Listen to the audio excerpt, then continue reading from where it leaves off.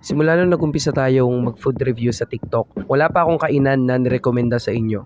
Kaya bago matapos yung taon, bibigay ko yung pinaka-favorite kong sislingan ngayong 2023. Medyo matagal-tagal na rin ako naghahanap ng go-to kainan ko, yung tipong malapit lang, affordable, and kabalik-balik yung pagkain. And this is my review as a normal customer sa favorite kong sisling house, the Anyas Sizzling House. Pero bago tayo magsimula pare, hahatiin natin to sa apat na aspeto.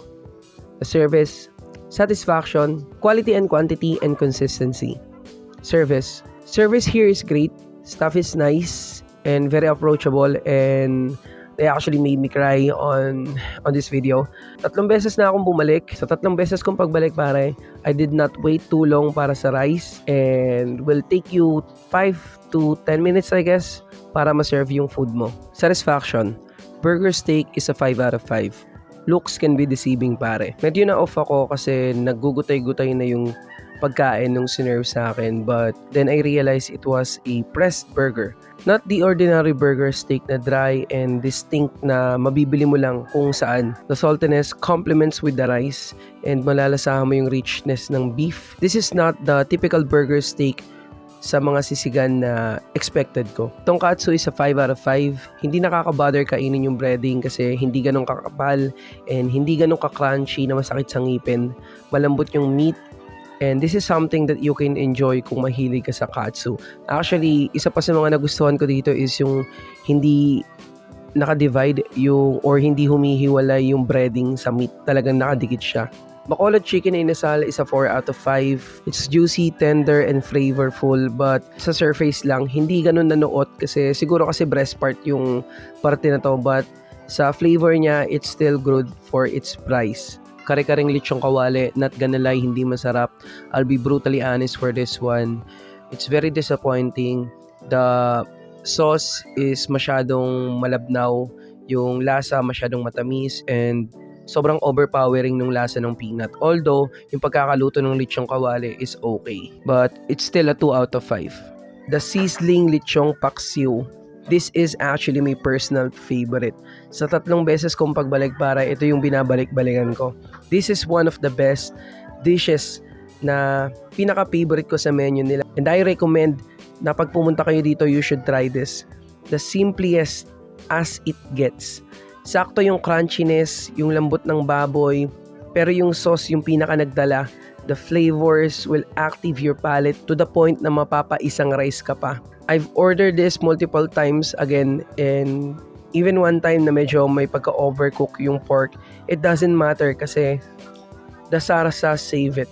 Masarap. Ratings, it's a solid 5 out of 5. Quality and quantity. Further serving, food and price, it's a perfect kainan para sa mga estudyante, mga magbabarkada, and mga magjojowang sawana or namamahalan sa fast food. For the quality, I can say sa 3 beses kong pagbabalik-balik, hindi nila sinacrifice yung quality ng food nila para sa mababang presyo. For me kasi pare, mas okay na medyo konti lang na masarap kesa sa madami na nakakasawa. Consistency. For the rice, it's a 5 out of 5 para sa consistency. Kung ano yung kulay ng unang serve, ganun din yung kulay ng pangalawang serve sa'yo. Sometimes kasi sa ibang sislingan pare, yung pangalawang serving medyo sablay na. Pagdating naman sa lasa at serving ng kanilang pagkain, they're pretty much consistent because, I don't know pare, yung lechong paksiw, 3 beses kong in-order. Alam nyo, sa totoo lang, 5 beses na ata or 6 na beses na ako pumunta. 3 beses na ako ng video. Pero sa pagpunta ko doon pare, yung lechong paksiw, hindi nagbabago yung lasa niya. So, I can say that they are pretty much consistent pagdating sa pagkain nila. Hindi ko pa kasi na-try lahat, and hindi lahat ng tinikman ko is binigay ko sa inyo yung review. It's for you guys to discover kasi every time na pumupunta ako, tinatry ko yung iba-ibang dish nila, and pretty much na-surprise ako dun sa dish nila kasi mas marami yung mga pagkain nila na nasa-satisfy yung hunger ko, and at the same time, nasa-satisfy yung panlasa ko or yung satisfaction ko pagdating sa panlasa. Every time na bumabalik ako, it's something new for me. Pagdating naman sa gravy, nung unang beses na kumain kami dito pare, I'll be brutally honest again, sobrang hirap kainin. tasted artificial talaga siya. Hindi siya nagko-complement dun sa kanin. Pero nung pangalawa, pangatlo hanggang Yung huling beses na kumain ako doon pare, tasted artificial pa din pero parang pinersonalize na nila. Hindi na siya ganun kahirap kainin, nagko-complement na rin siya sa rice, and hindi na parang pinipilit mo yung sarili mo na isabaw kasi di ba unli to kaya kailangan mo makarami, parang ganun. So, here's my insight sa kainan na to. Setup kasi is parang garahe sa isang bahay. And I noticed na parang magkakaibigan or magkakamag-anak yung nagpapatakbo ng business. And eating here tasted like you are invited to their home. Para kayong mga bisita na pinaghandaan but you are paying for it. Anya's Sizzling House got a 4.5 out of 5 sa pagkain nila. But for me, they are special.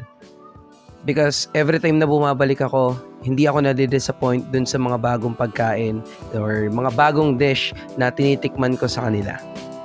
And yun yung reason kung bakit sila ay naging favorite sizzling house ko.